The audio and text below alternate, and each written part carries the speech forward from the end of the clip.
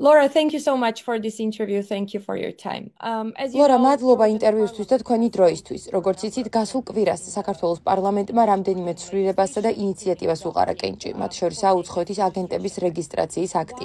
მაშინ, როდესაც საზოგადოების ნაწილი და ოპოზიცია შიშობს, რომ მთავრობა ამას პოლიტიკური ოპონენტების წინააღმდეგ გამოიყენებს და მის ხელში კიდევ ერთი იარაღად იქცევა, მთავრობა ამბობს, რომ ეს ამერიკული ფარას სიტყვასიტყვით თარგმანია, ამბობენ, რომ თუ ამერიკელ ხალხს აქვს თავდაცვის უფლება, მაშინ ქართველებსაც უნდა ჰქონდეთ ეს შესაძლებლობა. რა სიტყვით ამაზე? right to defend themselves, then so do Georgians. What's your take on that? Yeah, I mean, they said this before when they were introducing the foreign agents. მათ ეს ადრეც თქვეს, როცა უცხოური აგენტების კანონი შემოიღეს, რომ ის ამერიკულ ფარას ეფუძნებოდა. თუმცა ეს რომ ასე არ იყო, რამდენჯერმე უკვე ითქვა. არის რამდენიმე რამ, რაც განსხვავებულია. უპირველეს ყოვლისა, საგანმანათლებლო საქმიანობისთვის, რელიგიური საქმიანობისთვის გამონაკლისები და ასე შემდეგ. მაგრამ რაც მთავარია, ფარა შეიქმნა მეორე მსოფლიო ომის კონტექსტში. ის შეიქმნა იმისთვის, რომ თვალყური გვედევნებინა და თავიდან აგვეცილებინა ჩვენი მოწინააღმდეგეების მიერ ჩვენს დემოკრატიასა და ჩვენს პოლიტიკურ პროცესებში ჩარევა, რათა მათი ქმედებების გამჭვირვალობა უზრუნველყოფილიყო და გვცოდნოდა, ვინ იყო მოწინააღმდეგის აგენტი. ის არ გამოიყენებოდა ჩვენი მოკავშირეების ან მოკავშირე ორგანიზაციების წარმომადგენელთა დასასჯელად.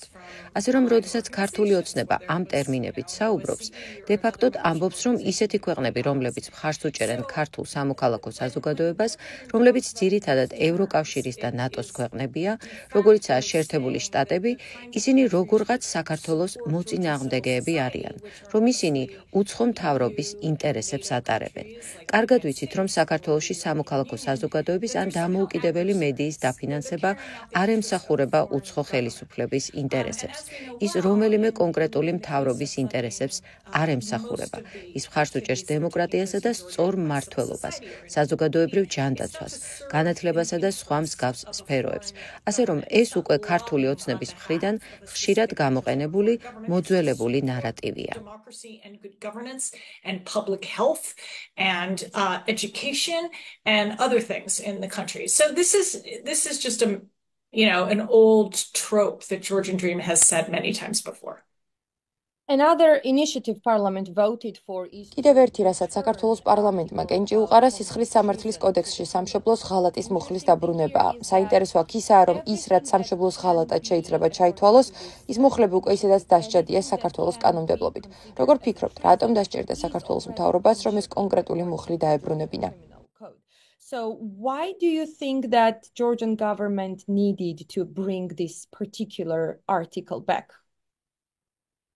I can only speculate, but I mean, like other, შემიძლია მხოლოდ ვივარაუდო, თუმცა ისევე როგორც მსოფლიოს სხვა ანტიდემოკრატიული მთავრობები საქართველოს ხელისუფლებასაც სურს, რაც შეიძლება მეტი კანონი იყოს მათ ხელში, რომლებიც თავიანთი მოწინააღმდეგეების წინააღმდეგ შეუძლიათ გამოიყენონ. როდესაც ისინი უცხოეთის აგენტების კანონის წარდგენაზე მუშაობდნენ, მაშინაც კი ჰქონდათ სხვა იურიდიული შესაძლებლობა, რომ სამოქალაქო საზოგადოება დაესაჯათ, მაგალითად საგადასახადო კანონმდებლობით და ასე შემდეგ. თუმცა ღალატი საკმაოდ მოსახერხებელი ტერმინია ბევრი ბრალდების გასაერთიანებლად. სხვა ქვეყნებშიც გვინახავს ეს. მსგავსი კანონმდებლობები ზედაპირზე ოპოზიციის ან მთავრობის მოწინააღმდეგეების ჩასახშობად ამოიწევდა ხოლმე. იმის გამო, რომ ღალატის განმარტება შეიძლება ძალიან რთული იყოს, ხშირად ასეთი კანონმდებლობები საკმარისად ბუნდოვანია, რომ მთავრობებს საშუალება მისცეს ის სადამსჯელოდ გამოიყენოს კონკრეტული დამადასტურებელი მტკიცებულებების გარეშე. ძალიან ნათელია, რომ ქართული ოცნება ცდილობს გააფართოვოს თავის ხელთ არსებული იურიდიული შესაძლებლობები, რომ დემონსტრანტების, სამოქალაქო საზოგადოების, დამოუკიდებელი მედიის წინააღმდეგ წავიდეს.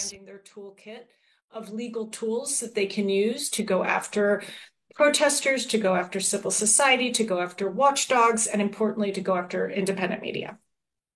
You mentioned media. Another change is going to be the law თქვენ about ახლა მედია ახსენეთ. კიდევ ერთი ცვლილება, რომელსაც ველით მედიის შესახებ კანონი იქნება. ეს კანონი არა მხოლოდ განსაზღვრავს, რისი თქმა შეიძლება ან არ შეიძლება მედიისთვის, არამედ მას უცხოეთიდან თუ საერთაშორისო ორგანიზაციებიდან ნებისმიერი ფორმით დაფინანსების მიღებასაც უკრძალავს.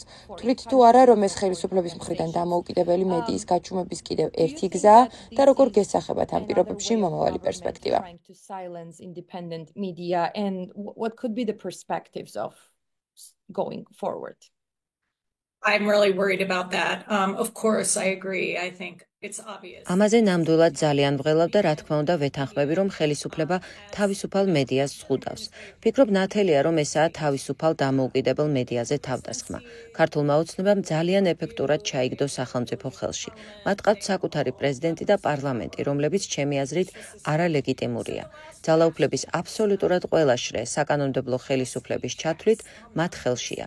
დემოკრატიის ბოლო ბასტიონები ახლა მედია და სამოქალაქო საზოგადოებაა.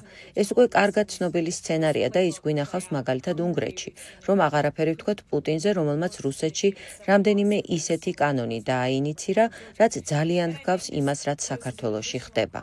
Ვფიქრობ დამატებით პრობლემას ქმნის ის, რომ ზოგიერთი საერთაშორისო ორგანიზაცია, რომლებიც საქართველოში მოქმედებს, ახლა გაქრა.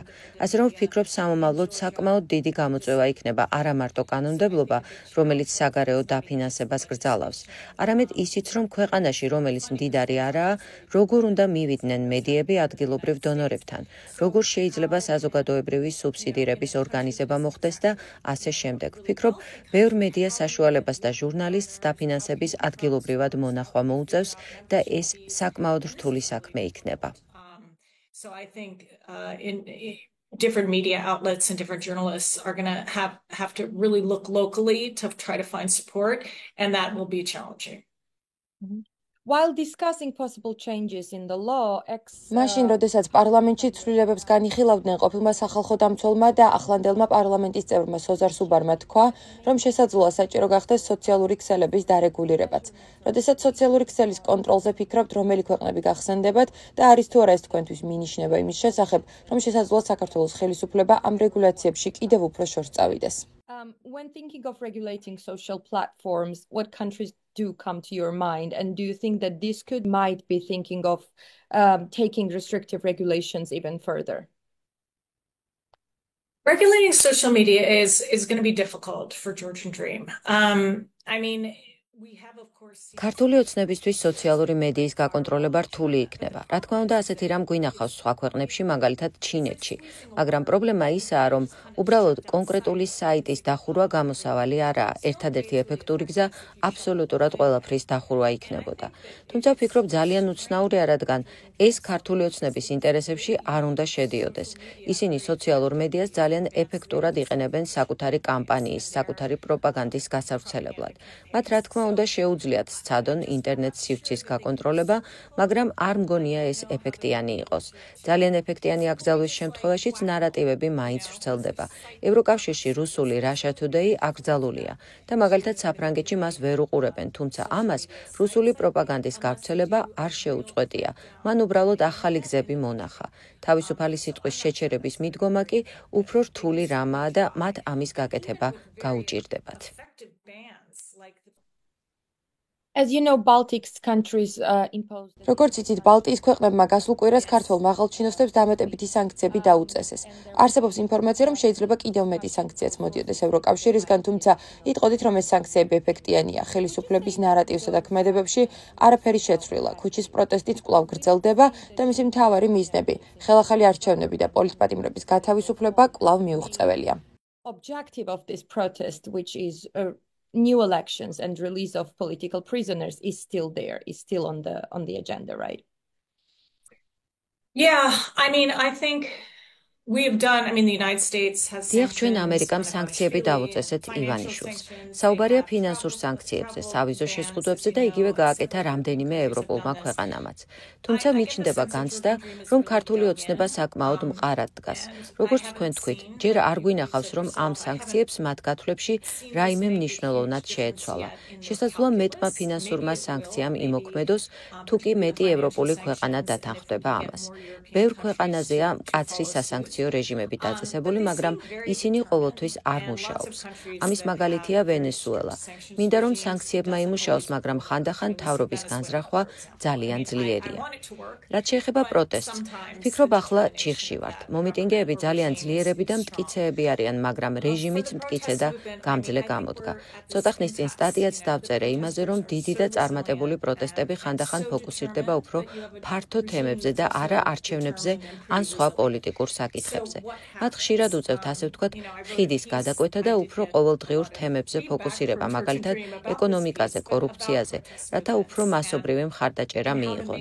ვიცი, რომ ქართველმა მომიტინგეებმა ნამდვილად დაიწყეს ამ მიმართულებით მუშაობა, რათა მეტი ჩართულობა მიიღონ თბილისის გარეთ, საქართველოს სხვა ნაწილებში საპროტესტო მოძრაობაში და ეს მართლაც მნიშვნელოვანია.